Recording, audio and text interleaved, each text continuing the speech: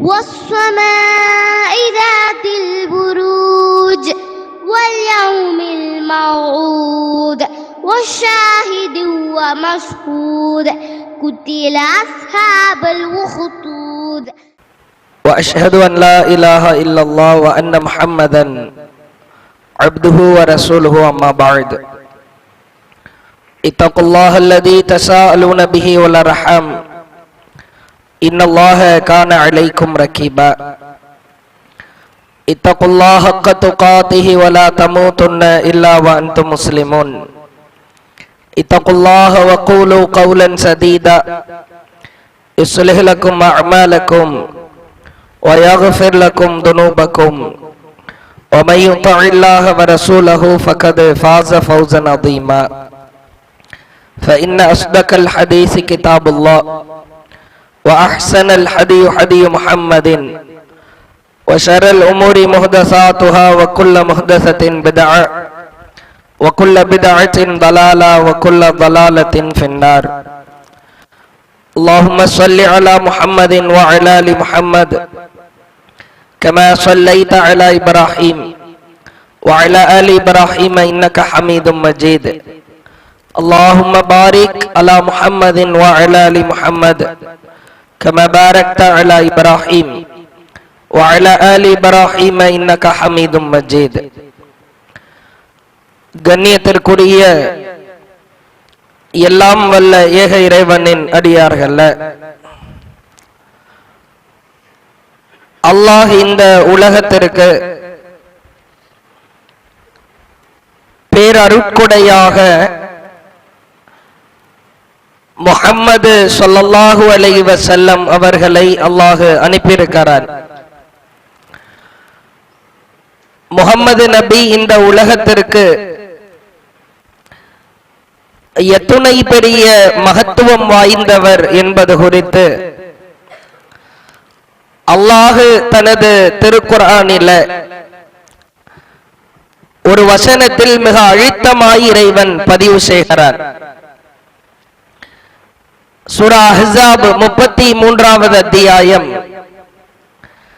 45, 46வது வசனத்தில் அல்லாஹ் பேசுகிறான். யா அய்யுஹன் நபி, ஓ நபியே, இன்னா அர்ஸல்நாக ஷாஹிதா, உங்களை நாம் நற்செய்தி கூறுபவராய் இந்த உலகத்திற்கு அனுப்பியிருக்கிறோம். ஓ முபஷிரா, மக்களுக்கு நன்மையை ஏவி அவர்கள் செய்கிற அமல்களை ஆர்வப்படுத்துவதற்காக உங்களை அனுப்பியிருக்கிறோம். ஓ நதீரா, அவர்கள் செய்கிற தீமைகளை விட்டு அவர்களை எச்சரிப்பதற்காக உங்களை அனுப்பியிருக்கிறோம். அடுத்து அல்லாஹ் சொல்கிறான், வதாஇயன் இலல்லாஹி பிஇத்னி, அல்லாஹ்வின் அனுமதியோடு மக்களை அல்லாஹ்வின் மார்க்கத்தின் பக்கம் அழைக்கிற அழைப்பாளராய் உங்களை அனுப்பியிருக்கிறோம். தாஇ என்றால் அழைப்பாளர் என்று பொருள். சொல்லிவிட்டு அல்லாஹ் முத்தாய்ப்பாய் அந்த வசனத்தை முடிக்கிறான். வசிராஜம் முனீரா, நபியே, இந்த உலகத்திற்கு நீங்கள் ஒரு ஒளி விளக்காய் திகழ்வீர்கள். முஹம்மது ஸல்லல்லாஹு அலைஹி வஸல்லம் அவர்கள் கொஞ்சம் அப்படி முன்னாடி தள்ளி வந்துருங்க, பின்னாடி தொழுதுகிட்டு இருக்கிறாங்க. முஹம்மது ஸல்லல்லாஹு அலைஹி வஸல்லம் அவர்கள் இந்த உலக மக்களுக்கு ஒளி விளக்காய் திகழ்வார் என்று அல்லாஹ் புகழாரம் சூட்டுகிறார். இந்த ஒளி விளக்கு இந்த உலகை விட்டு பிரிகிற தருவாய் நமக்கு மிகச்சிறந்த படிப்பினையூட்டுகிற சம்பவங்கள் ஏராளமானவை இருக்கிறது. நாம் திரும்ப திரும்ப பலதரப்பட்ட செய்திகளை கேட்டாலும் கூட நம்முடைய வாழ்க்கையில் அதற்கான படிப்பினைகள் குறைவாகத்தான் இருக்கிறது. சிராஜம் முனீரா, இந்த தூதர் உங்களுக்கு ஒளி விளக்காய் திகழ்வார். அந்த தூதருடைய இறுதிகட்ட நிகழ்வுகள் ஒட்டுமொத்த உலகத்திற்கு மிகச்சிறந்த படிப்பினை அல்லாஹுவின் தூதர் ஸல்லல்லாஹு அலைஹி வஸல்லம் அவர்கள் இந்த உலகை விட்டு பிரிகிற பொழுது அவர்கள் குறிப்பிட்ட சில மாதங்களுக்கு முன்பாகவே அவர்களுக்கு சில அடையாளங்களை அல்லாஹ் ஏற்படுத்துகிறார். சுமார் 41வது வயதிலிருந்து 62 வயது வரைக்கும் ரமலானுடைய நோன்பு காலங்களில் ஜிப்ரீல் அலைஹிஸ்ஸலாம் அவர்கள் வானத்திலிருந்து ரமலானுடைய மாதத்தில் அல்லாஹுவின் தூதரின் அருகிலே வருவார். ரமலானுடைய மாதத்தில் கண்டிப்பாக வந்து ஒரு பிரத்யேகமான ஒரு பணி ஒன்று நடக்கும். அதுவரைக்கும் இறக்கப்பட்டிருக்கிற திருக்குர்ஆன் வசனங்களை திரும்ப ஓதச் செய்து அதை சரிபார்க்கிற வேலையை ஜிப்ரீல் அவர்கள் பார்ப்பார்கள். 62 வயது வரைக்கும் ஒவ்வொரு ஆண்டு ரமலானும் ஒரே ஒரு முறை ரமலானிலே வந்து குர்ஆனை சரிபார்த்த ஜிப்ரீல் அலைஹிஸ்ஸலாம் நபிகளாரின் 63வது வயதில் மட்டும் 2 முறை வருகிறார். அந்த ரமலானில் ஒரு முறை வந்து விட்டார், திருக்குர்ஆன் சரிபார்க்கப்பட்டு விட்டது, மீண்டும் 2வது முறை வருகிறார். அல்லாஹுவின் தூதரின் உள்ளத்திலே சிறிது நடுக்கம் ஏற்படுகிறது. பிறகு அல்லாஹுவின் தூதர் அவர்கள் ஒரு சமயம் குழுமி இருக்கிறது நபித்தோழர்களுடைய சபை. அந்த சபையிலே இந்த சம்பவம் நடந்ததற்கு பிறகு ரசூலுல்லாஹ் ஒரு புதிர் ஒன்றை போடுகிறார்கள். இளைஞர் சஹாபாக்கள் முதல் பெரியவர்கள் வரைக்கும் குழுமி இருக்கிற சபை. அல்லாஹுவின் தூதர் ஒரு புதிரை கேட்கிறார்கள். தோழர்களே, இன்னல்லாஹ ഖയ്யர அப்தா பைன துன்யா வ பைனமா இன்தஹு. ஒரு அடியாரிடத்தில் அல்லாஹ் கேட்டான், உங்களுக்கு இந்த உலகம் வேண்டுமா அல்லது அல்லாஹ்விடத்தில் இருப்பது வேண்டுமா என்று கேட்டான். ரசூலுல்லாஹ் கேட்கிறாங்க, ஒரு அடியாரை அழைத்து அல்லாஹ் கேட்கிறார், உனக்கு இந்த உலகம் வேண்டுமா அல்லாஹ் கிட்ட இருக்கிறது வேண்டுமா என்று கேட்டான். ஃபக்தார மா இன்தல்லாஹ். அந்த அடியாரா அல்லாஹ்விடத்தில் இருப்பதுதான் வேண்டும் என்று தேர்வு செய்து விட்டார். பதிலை முடிக்கிறார்கள். நடுவிலே அமர்ந்திருந்த அபூபக்கர் ரலியல்லாஹு அவர்கள் விம்மி விம்மி அழ ஆரம்பிக்கிறார்கள். அருகிலே இருக்கிற இளவயது சஹாபாக்கள் எல்லாம் பேசிக் கொள்கிறார்கள். இந்த கிழவருக்கு என்ன ஆயிற்று, ரசூலுல்லாஹ் என்ன சொல்லிட்டாங்கன்னு இவர் அழுகிறார். அல்லாஹ் கிட்ட இருக்கிறது வேண்டுமா இந்த உலகம் வேண்டுமா என்று கேட்கிறார்கள். அல்லாஹ் கிட்ட இருக்கிறது தானே எல்லாரும் தேர்வு செய்வாங்க. மேடையிலே நின்றவாறு மெம்பரிலே நின்றவாறு நபிகளார் அபூபக்கர் அவர்களை அழைத்து சைகை செய்தார்கள். அபூபக்கரே, நான் என்ன சொல்ல வருகிறேன் என்பதை நீங்கள் புரிந்து கொண்டீர்கள். அந்த அடியார் ரசூலுல்லாஹ் தான். இந்த உலகம் வேணுமா அல்லாஹ் கிட்ட இருக்கிறது வேண்டுமா என்றால், இறைவனிடத்தில் இருப்பதை தேர்வு செய்து விட்டேன் என்றால் இந்த உலகை விட்டு பிரிய போகிறேன் என்பதை சூசகமாய் சொன்னார்கள். அது அபூபக்கர் ரலியல்லாஹு அன்ஹு மட்டும் புரிந்து கொண்டார்கள். இப்படி நான் இந்த உலகை விட்டு பிரிய போகிறேன் என்பதை அல்லாஹுவின் தூதர் அவர்கள் சில அடையாளங்களின் மூலமாய் தெளிவுபடுத்தினார்கள். முஆத் இப்னு ஜபல் மிக புத்தி கூர்மை வாய்ந்த ஒரு இளைஞர், இஸ்லாத்திற்காக பல்வேறு தியாகங்களை செய்தவர். யமன் நாட்டிற்கு தாவா செய்வதற்காக அனுப்புகிறார்கள். ஒட்டகத்தின் மேலே முஆதை அமர வைத்து விட்டு ரலியல்லாஹு அன்ஹு அல்லாஹ்வின் தூதர் அவர்கள் கீழே நடந்து வருகிறார்கள். வரும்போதே சில அறிவுரை எல்லாம் சொல்லிட்டே வர்றாங்க. முஆத் அவர்களிடத்தில் ஓப்பனா உடைக்கிறாங்க, முஆதே, நீ போய்விட்டு திரும்புகிற பொழுது நான் கட்டிய பள்ளிவாசலை பார்க்கலாம், மஸ்ஜித் நபவியை பார்க்கலாம், அல்லது என்னுடைய கபரை நீ பார்க்கலாம். நான் இருக்க மாட்டேன், நீ பள்ளிய பார்க்கலாம். என்ன பார்க்கணும்னா நான் கட்டின பள்ளிவாசலை பார்க்க முடியும், அல்லது என்னை அடக்கம் செய்திருக்கிற கபரை பார்க்க முடியும். முஆத் அழ சொன்னார்.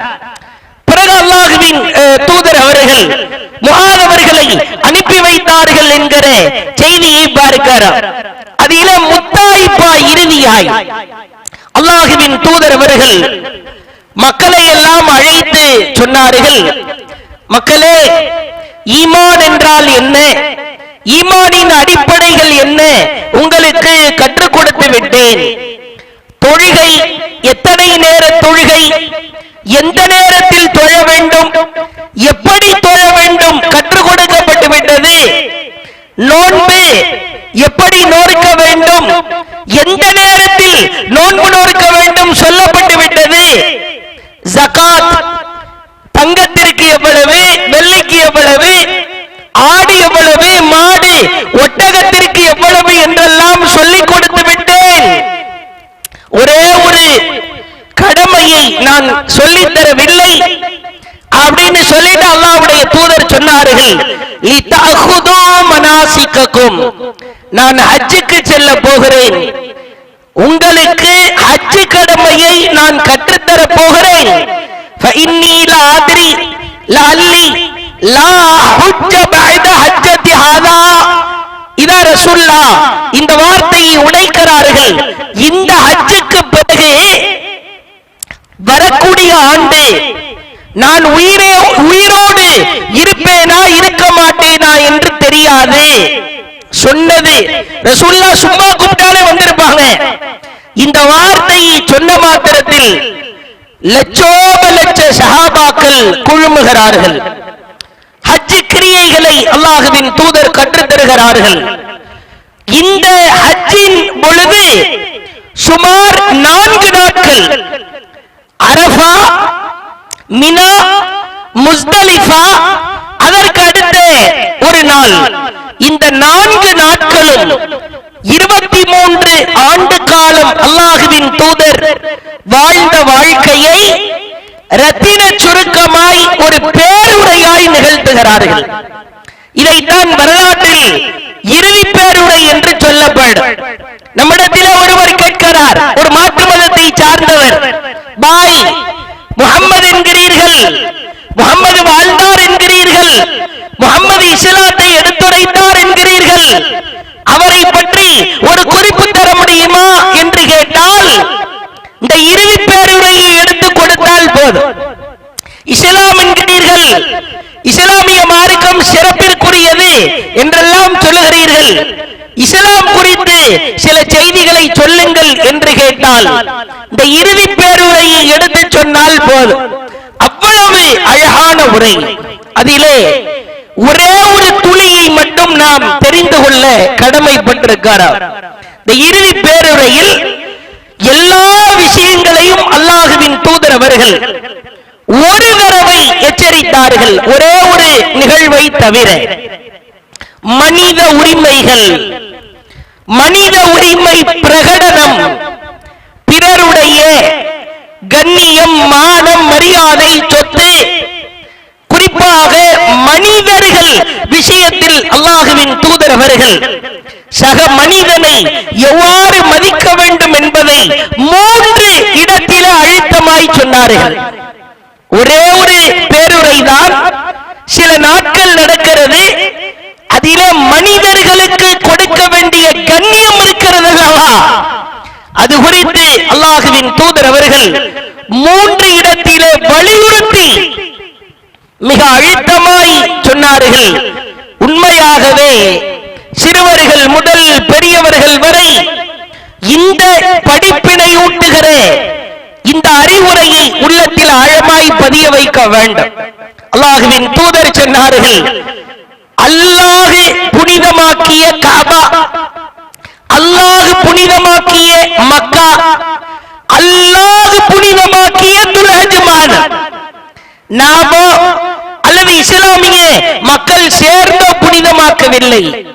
மக்காவை, அந்த மக்காவில இருக்கிற காபத்துல்லாஹ்வை, அந்த துல்ஹஜ் மாதத்தை அல்லாஹ் புனிதமாக்கி இருக்கிறார். அதோடு கொண்டு வந்து ஒப்பிட்டார்கள். அல்லாஹ் புனிதமாக்கி இருக்கிற மக்கா, காபா, துல்ஹஜ் மாதம், அதே போன்று புனிதம். கஹுர்மதி யௌமிக்கும் ஹாதா ஃபி பலதிக்கும் ஹாதா ஃபி ஷஹரிக்கும் ஹாதா.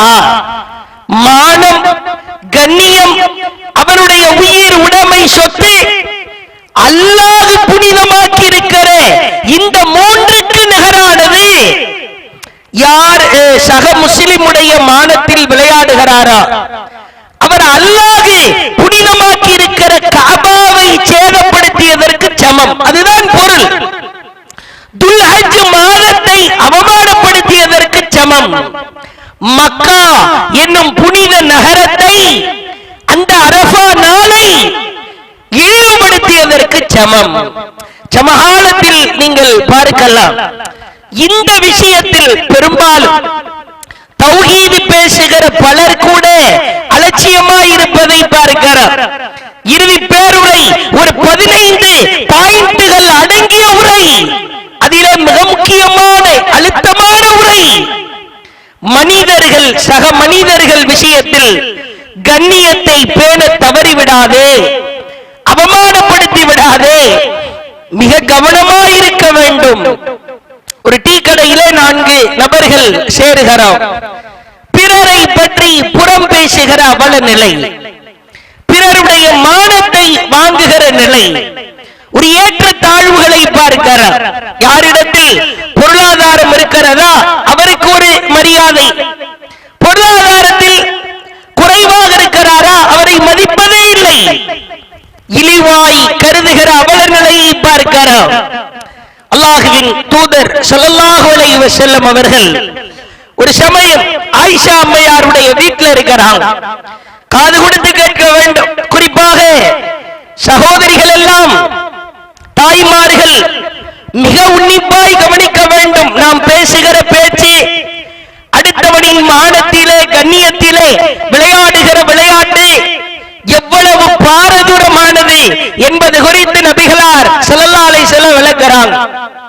ஆயிஷா ரலியல்லாஹு அன்ஹா வீட்டில் அல்லாஹ்வின் தூதர் இருக்கிறார்கள். அவர்களுடைய சக மனைவி அம்மையார் சஃபியா ரலியல்லாஹு அன்ஹா உள்ள வர்றாங்க. ஆயிஷா ரலியல்லாஹு அன்ஹா விளையாட்டா, கொஞ்சம் நக்கலா, நையாண்டியா, கிண்டலா ஒரு வார்த்தையை பயன்படுத்துகிறார்கள். சஃபியா ரலியல்லாஹு அன்ஹா ஆள் கொஞ்சம் குள்ளமா இருப்பாங்க. ஆயிஷா ரலியல்லாஹுடைய வீட்டிற்குள்ளாக சக மனைவி சஃபியா உள்ளே வருகிற பொழுது அழகாய் இருப்பார் சஃபியா அம்மையார். அவர் குறித்த ஹதீஸ்களிலே பார்க்கிறார். ஆயிஷா ரலியல்லாஹு அன்ஹா சொல்றாங்க, யார சொல்லலாம், ஹஸ்புக மின் சஃபியா.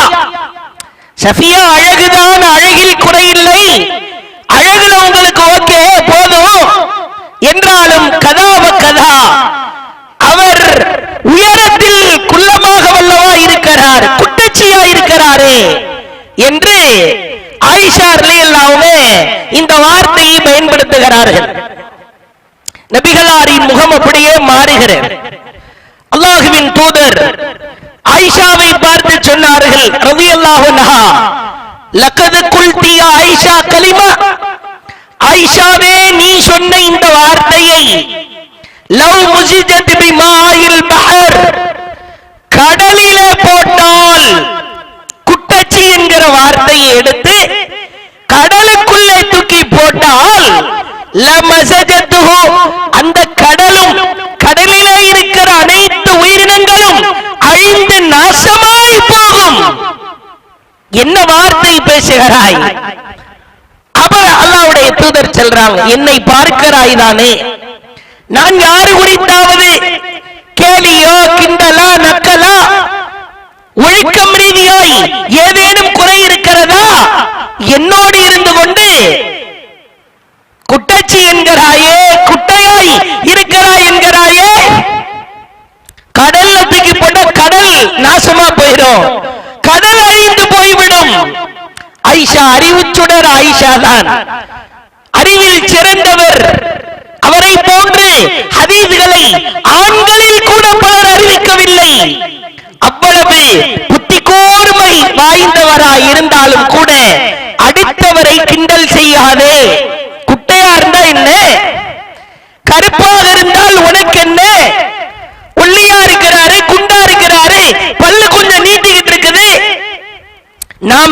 பேசுகிற ஒவ்வொரு பேச்சுக்களையும் நீங்கள் பார்க்கலாம்.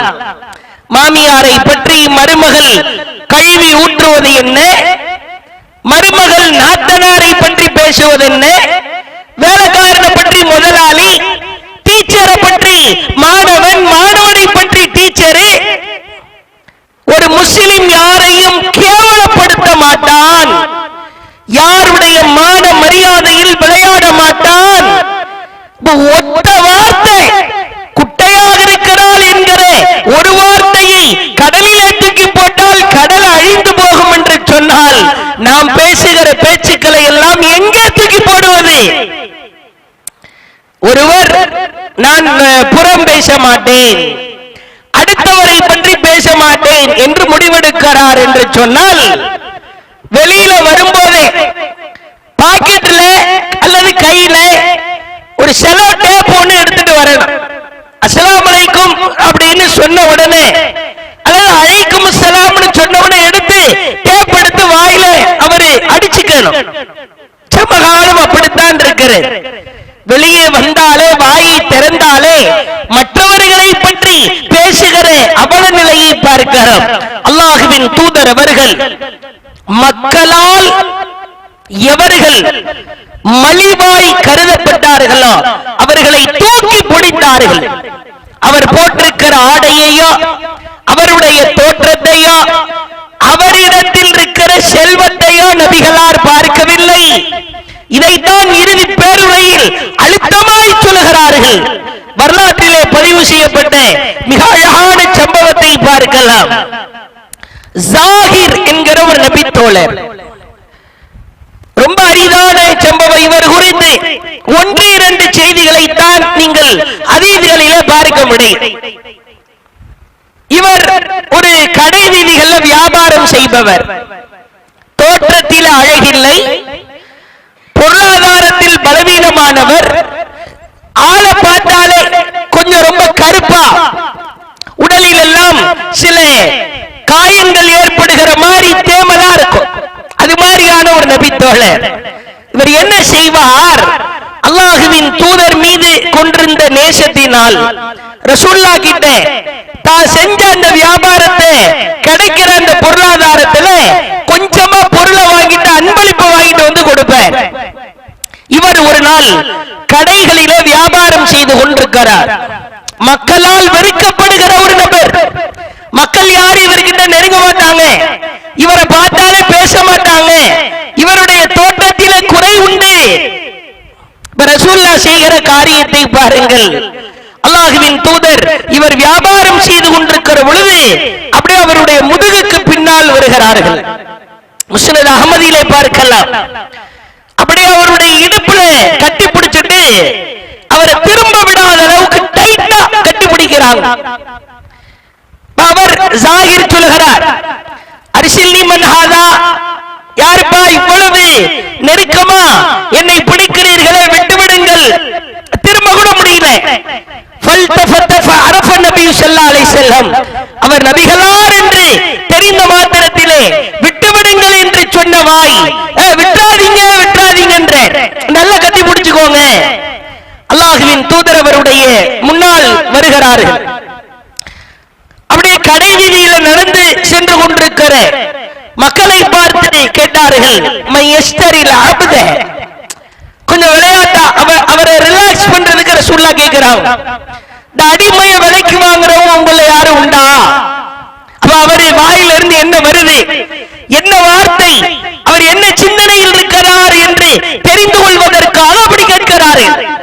ஜாகிர் என்கிற இந்த அடிமை யாரு விலைக்கு வாங்கிக்குவீங்களா? அப்ப அவர் புலம்புகிறார், யார சொல்லலாம், இதன் நிச்சயமா வல்லாஹி தஜிதுனி காசிதா, நானோ மக்கள் பார்வையில் மட்ட ரகமானவன், என்கிட்ட யாரு பேச கூட வர மாட்டாங்க, என்னை அப்படியே ஒதுக்க பார்க்கிறார்கள். ஃபகால நபி ஸல்லல்லாஹு அலைஹி வஸல்லம், இந்த வார்த்தை கேட்டவுடனே ரசூலுல்லாஹ் சொல்றாங்க, லாக்கின் இந்தல்லாஹி லஸ்த பிகாசித், நீ மக்கள் பார்வையில் மட்டமாய் கருதப்படலாம், மலிவாய் பார்க்கப்படலாம், தோற்றத்தை வைத்த அழகை வைத்த உன்னை ஒதுக்கலாம். ஆனால் அவுகால் லாக்கின் இந்தல்லாஹ், விட விலை மதிப்பற்ற ஒருவர் இல்லவே இல்லை. நீ பணக்காரன், மக்கள் உன்னை எப்படி கருதினால் என்ன, நான் எப்படி உன்னை பார்க்கிறேன், உன் இறைவன் உன்னை எப்படி பார்க்கிறான். நம்மில் பலர் இது போன்ற மனிதர்கள் விஷயத்தில் கண்ணிய குறைவாய் நடப்பதை பார்க்கலாம். உறவுக்காரங்கள்லயே யாரு ரொம்ப ஏழையா இருக்கிறாங்களோ அவங்களாம் நம்ம சிந்தனையில இல்லையே. பிறரை பார்க்கிற பொழுது அந்த பார்க்கிற பார்வையிலே குறை இருக்கிறது. அவன் தோற்றத்தை வைத்தா, அவன் ஆடையை வைத்தா நாம் முடிவெடுக்க பார்க்கிறோம். இறுதியாய் ஒரே ஒரு செய்தியை பாருங்கள். இதே போன்று நாம் பல தடவை கேள்விப்பட்ட ஒரு சம்பவம் தான். ஜுலைபீப், அதற்கு அர்த்தமே குட்டை பாவாடை என்ற அர்த்தம். பெண்கள் பயன்படுத்துகிற அந்த ஆடையை வச்சுதான் அவருக்கு பெயரே வைக்கப்படுகிறது. இவர் திருமணத்திற்காக அழைகிறார். மூஞ்சி ஃபுல்லா குழி குழியா இருக்கும், குள்ளமா தான் இருப்பாரு, கருப்பா இருப்பாரு. யாருமே பெண் தர மறுக்கிறார்கள். ஒரே ஒரு பெண் நபிகளாருக்காக இவரை திருமணம் முடித்தார் என்று வரலாற்றிலே பார்க்கலாம். ஒரு போர்க்களம் நடக்கிறது. போர்ல வீர தீரமா போர் செஞ்சிட்டார். ரசூலுல்லாஹ் கேக்குறாங்க, போர் முடிந்ததற்கு பிறகு யாரையும் காணாம தேடுறோமா, இன்னென்ன நபர் காணோம்னு ஆளை கூப்பிட்டு வர்றாங்க. சில பேர் மௌத்துன்றாங்க. வேற யாரையும் காணாமல் தேடுகிறோமா, இன்னென்ன நபரை காணோம்னு கூப்பிட்டு வர்றாங்க. சில பேர் மௌத்தாயிட்டாங்கன்னு தகவல் தெரிவிக்கிறாங்க. வேற யாரையும் காணாமல் தேடுகிறோமா, இல்ல இல்ல எல்லாரும் கிடைச்சிட்டாங்க. ரசூலுல்லாஹ் அந்த ஜுலைபீப் என்றவரு மௌத்தா அல்லது உயிரோடு இருக்கிறாரான்னு தகவல் வரல. அவரை மனநிலையில வச்சுட்டு தான் வேற யாரு காணோமா, வேற யாரு காணோமா, வேற யாரு காணோமான்னு திரும்ப திரும்ப கேட்கிறார்கள். இல்ல இல்ல எல்லாருமே கிடைச்சிட்டாங்க. அல்லாஹ்வுடைய தூதர் சொல்கிறார்கள், லாக்கின்னனி அஃகிது ஜுலைபீபா, நான் என் நண்பர் ஜுலைபீபை தேடுறேன். இப்பதான் ஜுலைபீப்னு ஒருத்தர் இருக்கிறார் என்றது அவர்களுக்கு சிந்தனையிலே தெரிகிறது. அவரை மறந்தே போய்விட்டார்கள். பிறகு கூட்டத்திலே வந்து பார்த்தால் ஷபாத்துன் ஃபில் கத்லா, 7 எதிரிகளை கொன்றுவிட்டு நடுவிலே 2 கரங்கள் இழந்த நிலையிலே அவர் நடுவிலே கிடக்கிறார். மக்கள் பார்வையில் மட்டமாய் கருதப்பட்டார்கள். ஒரு போர்க்களத்திலே வந்தது கூட மறந்து விட்டது. அவரிடத்தில் யாரும் பேசவில்லை, யாரும் அவருக்கு பெண் கொடுக்கவில்லை. நபிகளார் செய்த காரியத்தை பாருங்கள். இவரையா மட்டமா நினைத்தீர்கள், இவரையா ஒதுக்க பார்த்தீர்கள், நான் என்ன செய்கிறேன் என்று பாருங்கள் என்று அவர் 2 கரத்தை இழந்த அவரை அப்படியே தூக்கி தொடமேல உட்கார வச்சு சஹி முஸ்லிமிலே பார்க்கலாம். அவருடைய முதுகு பகுதி ரசூலுல்லாஹ்வுடைய நெஞ்சு பகுதியில ஒட்டுகிறவாறு அப்படி வயிற்று பகுதியில கட்டி பிடிச்சிட்டு சொன்னாங்க, இவர் 2 கரங்களை இழந்திருக்கலாம், ஆனால் என்னுடைய 2 கரத்தை இவர் கரமாய் நான் நினைக்கிறேன். அடுத்து சொன்னார்கள், ஹாதா மின்னி வ அன மின்ஹு, இவர் என்னை சார்ந்தவர், நான் இவரை சார்ந்தவன். இவர் என்னை சார்ந்தவர், நான் இவரை சார்ந்தவன்.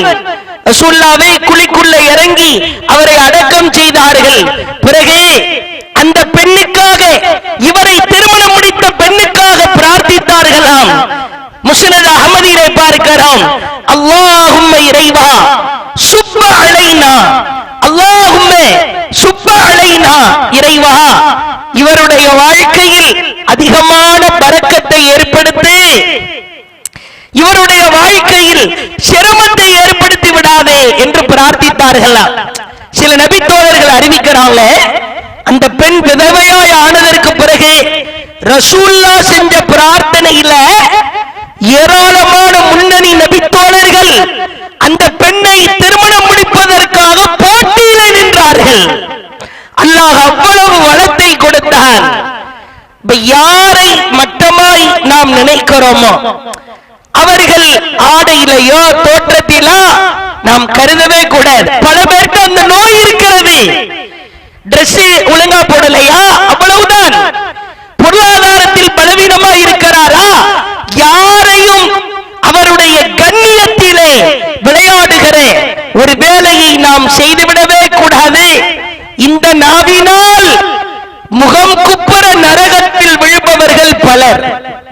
அந்த பட்டியலிலே நாம் வந்துவிடக் கூடாது. நபிகளார் உயிர் பிரிகிற தருவாயில் நிகழ்த்திய அந்த இறுதி பேருரையின் ஒரு துளி, அதை மட்டும் இந்த சபையிலே நாம் எடுத்து வைத்திருக்கிறோம். பிறருடைய மானம், கண்ணியம், அவனுடைய சுயமரியாதை, அதிலே நானோ என் குடும்பத்தாரோ நாங்கள் ஒருபோதும் கை வைத்து விட மாட்டோம். அவர் எவ்வளவு பொருளாதாரத்தில் குறைவுடையவராக இருந்தாலும், தோற்றத்திலோ அழகிலோ குறைவுடையவராக இருந்தாலும், அவருடைய கண்ணியத்தை காபா, மக்கா, துல்ஹஜ் மாதம், அரஃபாவுடைய நாள், அதற்கு நிகராய் காப்பாற்ற பாடுபடுவோம் என்கிற சபதத்தை ஏற்போமாக. வாஹிரு தஅவானா அல்ஹம்துலில்லாஹி ரப்பில் ஆலமீன்.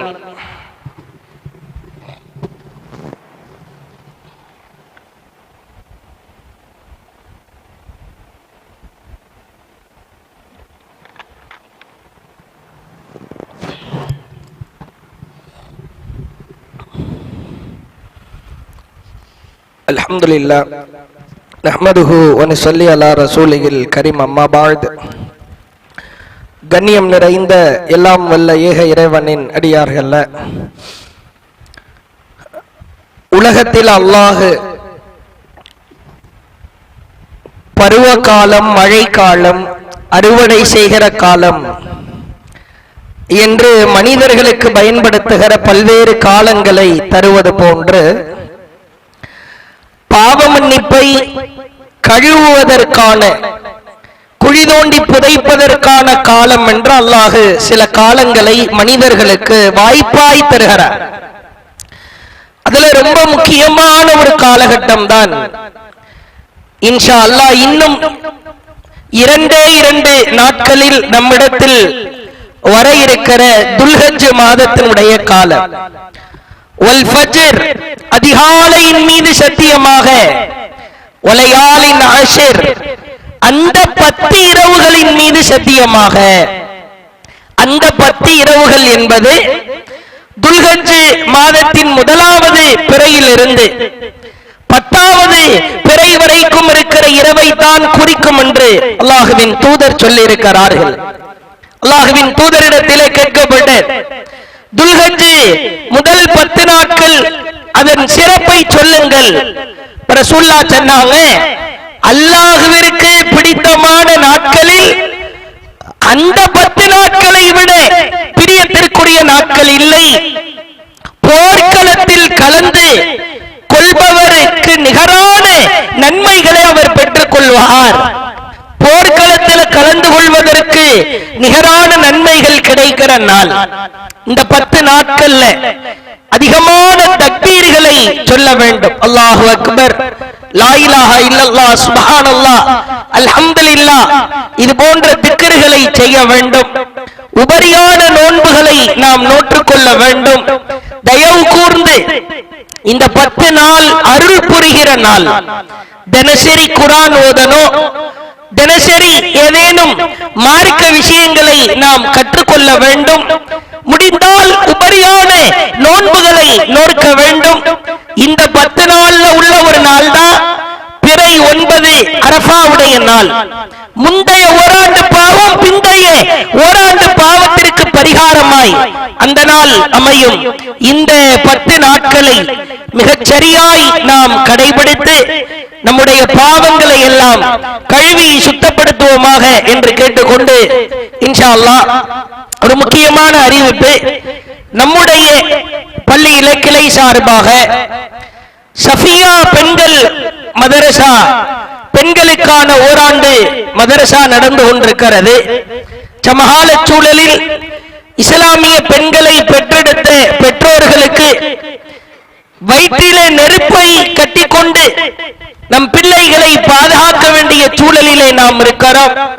இதற்கு ஒரே ஒரு தீர்வு, எவ்வளவுதான் நவீன கருவிகள் வசதிகள் வளர்ந்தாலும் மார்க்கத்தை கற்றுக் கொடுத்து விட்டால் அந்த பிள்ளைகளை ஒழுக்கமுள்ள பிள்ளைகளாய் நாம் மாற்ற முடியும். அந்த அடிப்படையில் நம்முடைய கிளை சார்பாக தரமான தகுதியான ஆசிரியர்களை வைத்து ஓராண்டு பெண்களுக்கான மதரசாவை நாம் நடத்தி வருகிறோம்.